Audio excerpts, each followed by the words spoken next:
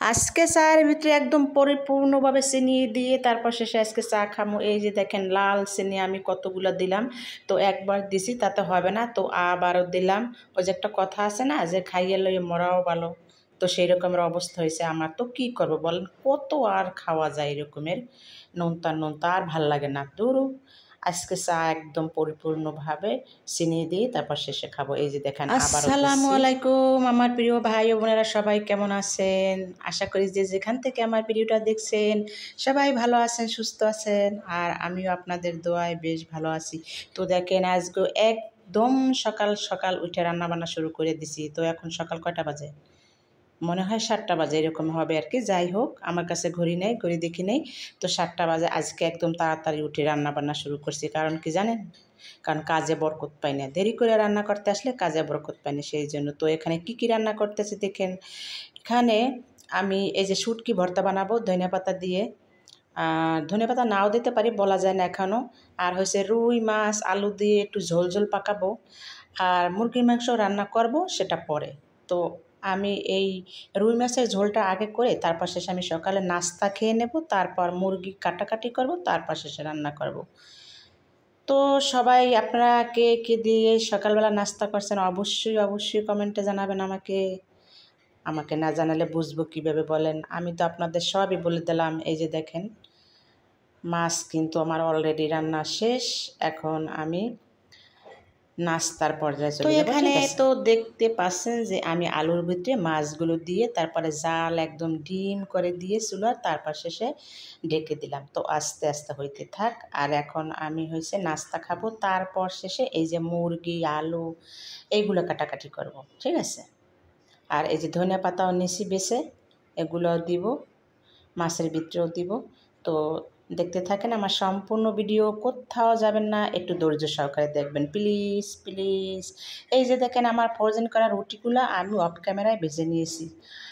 প্রতিদিন দেখাইতে ভালো লাগে না রুটি ভাজা, তো সেই জন্য আজকে দেখেন এই যে আমি রুটিগুলো একে একে করে সব সেঁকা দিয়েছি। এখন হয়েছে এই যে দেখেন চায়ের পানি বসিয়ে দিয়েছি। তো চা বানাবো, রং চা বানাবো, ঠিক আছে? আমি দুধ চা খাই কিন্তু আমার ক্ষতি, তো সেই জন্য রং চা বানাবো।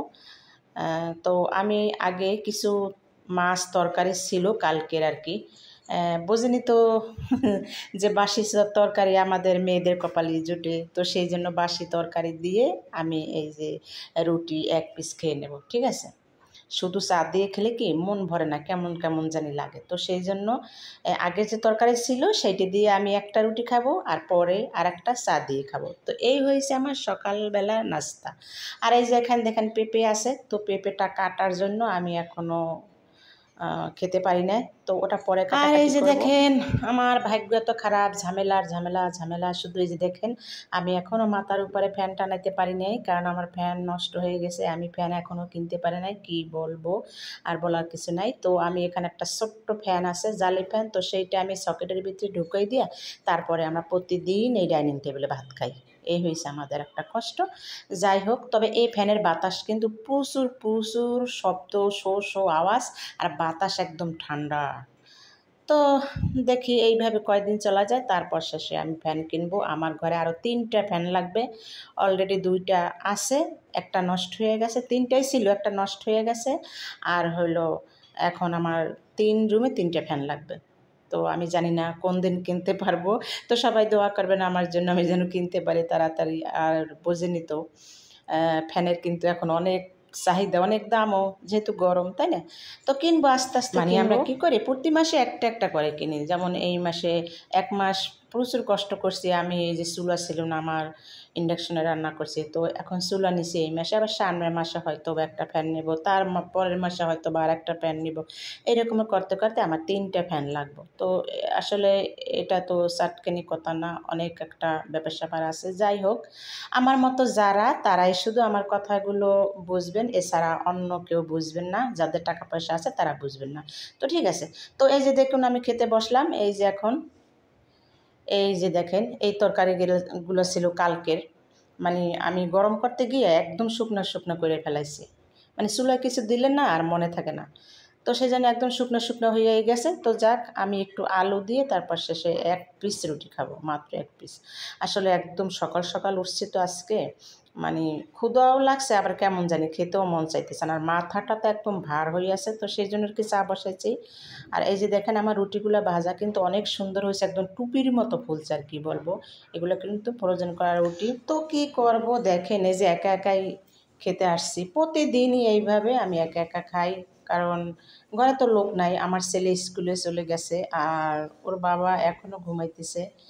তো সে উঠবে কখন, খায় না না নাও খেতে পারে, এমন আছে না খেয়েও চলে যায় অনেক দিন। তো সেজন্য আমার একা একাই বেশিরভাগ খাওয়া পড়ে। তো একা একা খেতে না আসলে ভালো লাগে না, সবাই মিলে খাওয়ার মজাই একটা আলাদা, তাই না? তো এখন মানুষ কোথায় পাবো বলেন, আমাদের ঘরে মানুষ তো কম, একদমই কম। তো সেই জন্য আমার একা একাই সব কিছু, দেখেন না আমি একা একাই করি। এই যে ভিডিওতে আমার তো আর কাউকে দেখেন না, কারণ ওর বাবা সে অনেক রাত্রে আসে, তখন তার ক্যামেরা চালুই থাকে না। আর হইল গিয়া ছেলে একদম সকালে উঠে স্কুলে চলে যায়, আবার যখন আসে মুড এত খারাপ থাকে ওর, কারণ অনেক জার্নি করে আসে, তো অনেক রৌদ্র গরম পড়ছে। তো সেই জন্য মাঝে মাঝে ও আসে আমার সাথে ভিডিওতে, কিন্তু বাচ্চা মানুষ তো এই জন্য আর অতটা ইউ করি না। আমি একা একাই ভিডিও করি, একা একাই সব কিছুই একা করি। তো প্লিজ প্লিজ আমাকে একটু সাপোর্ট করবেন, সবাই একটু ভালোবাসবেন। তো আসলে কি সময়ের সাথে মানুষের সব কিছুই পাল্টে যায়, এই হচ্ছে একটা কথা। কারণ এক সময় আমার ঘরে অনেক লোকজন ছিল, মেহমান ছিল, তারপর শেষে আমার ছেলে মেয়ে দুইটা ছোট ছিল। এখন ওরা বড় হয়ে গেছে, ছেলে স্কুলে যায়, মেয়ে হোস্টেলে থাকে। আর এখন তো আমি একাই ঘরে বলতে পারেন। আর মেহমান এখন আর তেমন একটা আসে না। কেন আসে না সেটাও বলি আপনাদের সাথে, কারণ মানুষের সময় যদি খারাপ হয় তাহলে মেহমানরা সেটা বুঝে ফেলে। ঠিক আছে? তো যাই হোক, যে যার মতো থাকুক সেটাই ভালো। একা থাকাই ভালো, আমি যেটা মনে করি এখন। একা থাকা শিখে গেছি, একটা গান আছে না, ওই একা থাকাই শিখে গেছি। আমি সব কিছু একাই করি, এই হচ্ছে আমার কথা। তো এই যে দেখেন আমি পানিটাও খেয়ে নিলাম, এখন যাব চুলার কাছে। চা বানাইছি আগেই, তো একটু গরম করবো আর কি, তারপর শেষে আমার নাস্তা খাওয়া অলরেডি শেষ, এই যে দেখেন। আর আপনারা আমার জন্য একটু দোয়া করবেন। আর মনে হয় বেশি দিন একা থাকবেন, থাকা লাগবে না, কারণ মানুষের সময় তো আর সবসময় একরকম থাকে না, সময় অনেক সময় পাল্টে যায়। আল্লাহ তাআলা কার ভাগ্যে কী লেখে কেউ বলতে পারে না। আজ আমার খারাপ, কাল ভালো হতে পারে, আবার তাদের আজ ভালো, পরবর্তীতে তাদের আবার খারাপও হতে পারে, এটা বলতে পারে না, এটা আল্লাহ ছাড়া কেউ বলতে পারে না, ঠিক আছে? তো আসলে হয় কি, মাঝে মাঝে এগুলো মনে পড়লে আর কি কষ্ট লাগে, এই হচ্ছে কথা, আর কিছুই না। তো বলার লোক নেই, সেই জন্য আপনাদের সাথে একটু শেয়ার করি। প্লিজ প্লিজ আপনারা কিছু মনে করবেন না, আমার আমার কথা যদি কোনো ভুল ত্রুটি হয় প্লিজ আমাকে ক্ষমা করে দিবেন। আমার প্রিয় ভালোবাসার মানুষগুলা যারা আমার প্রতিটা পরিবার, তাদের কাছে আমি আমার ভালো মন্দ সব কিছুই শেয়ার করি। আর প্লিজ প্লিজ আমার এই ভিডিওটা দেখে আপনারা একটু কমেন্ট করবেন। কমেন্ট না করলে আমি কিভাবে আপনাদেরকে ভালোবাসা দিব বলেন? আমি প্রতিটা ভিডিওতে আমি যার কমেন্ট পেয়েছি তাকে আমি আমার সম্পূর্ণ ভালোবাসা দিয়ে দিয়েছি। আমার প্রিয় ভাই বোনদের মধ্যে হয়তোবা কেউ আমার ছোট হবে বয়সে, কেউ আবার বড় হবে। তো আমি যাদেরই কমেন্ট পাই তাদেরকে আমি সম্পূর্ণভাবে ভালোবাসা দিয়ে দিই। কারণ এখন আপনারা বলবেন যে কেন? আসলে না, এটা তো কোনো দাদার বাড়ির সম্পত্তি না যে সেইটা নিয়ে ভাগাভাগি চলছে। এখানে কমেন্ট করলে আমি যদি সেই কমেন্টের রিপ্লাই দেই বা ভালো কিছু আপনাদের একটা কমেন্ট করি, ভালো কিছু শেয়ার করি, আপনারা আমাকে ভালোবাসেন, আমিও আপনাদেরকে ভালোবাসি। এটা হয়েছে একটা আসলে ভালোবাসা মহব্বতের কারণ। কারণ এখানে কোনো হিংসা, দেমাক, অহংকারের কোনো কিছুই নাই, তাই না?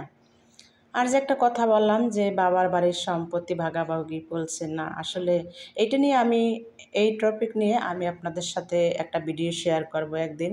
তো সেই ভিডিওটা আমি আগেই বলে দিলাম, কেউ খারাপ মাইন্ডে নেবেন না, কারণ আমার মতো একমাত্র যারা আছেন শুধু তারাই দেখবেন, কমেন্ট করবেন, আমাকে ভালোবাসবেন।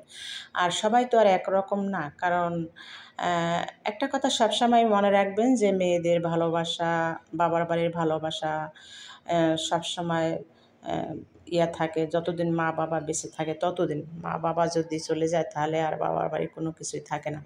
তো সেই বিষয়টা নিয়ে আমি কখনো কারো ব্যক্তিগত জীবন, কারো কোনো কিছু নিয়ে আমি কখনো ভিডিওতে কথা বলি না। আমার যেটা আমি সেটাই বলবো। তো আমার বাস্তব জীবনের কথা আমি আপনাদের সাথে একটা ভিডিওতে শেয়ার করব। তো প্লিজ প্লিজ আপনারা তখন কেউ কোনো খারাপ মাইন্ডে নেবেন না। একমাত্র তারাই দেখবেন যারা আমার মতো অভাগী তারাই দেখবেন কিন্তু। তো যাই হোক, এই যে দেখেন আমি কিন্তু রুটি একটা দেখছেন আপনারা যে তরকারি দিয়ে খেয়েছি, আর একটা এই যে এখন আমি চা দিয়ে খাবো।